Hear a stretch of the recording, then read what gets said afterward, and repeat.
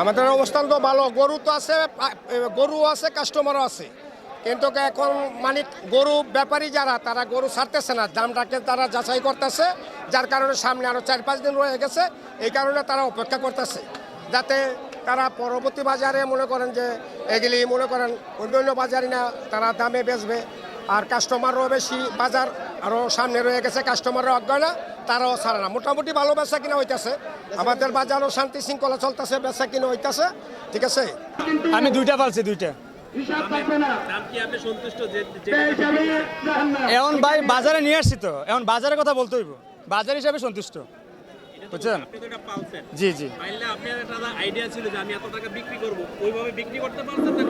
না, ওইভাবে বিক্রি করতে পারি নাই, যেটা আমি এই যে প্রথমে বললাম যে বাজার রেটে ব্যস্ত হয়েছে, কিন্তু বাজার ছাড়া আমার যেটা রেট ছিল মোটামুটি আমার মনে যে ধারণাটা ছিল এটা হয় নাই।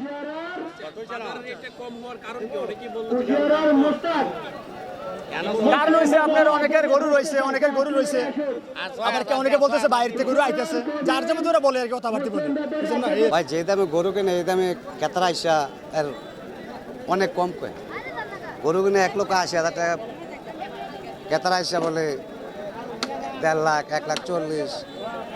এবার আসলে গরুর ব্যবসাটার কোনো তালফাল বুঝতেছি না, পাবলিকে গরু খাইব না খাইতো না বা কি আসে বিষয় এটাও বুঝতে পারতেছি না।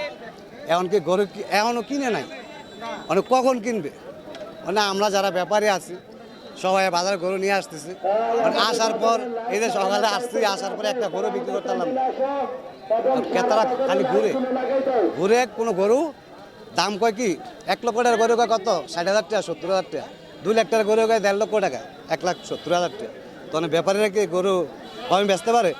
একটা ব্যাপারে গরু যখন আনে 2 লক্ষ টাকা কিনে 5,000 টাকা ব্যবসা হলে তো ছেড়ে দেবো, এর চেয়ে বেশি কিছু চায় না। গরু বাজার করে থাকলে অনেক কিছু, আর ব্যাপারে তো একটা দুটো গরু নেয় অনেকগুলা, এই আর কি।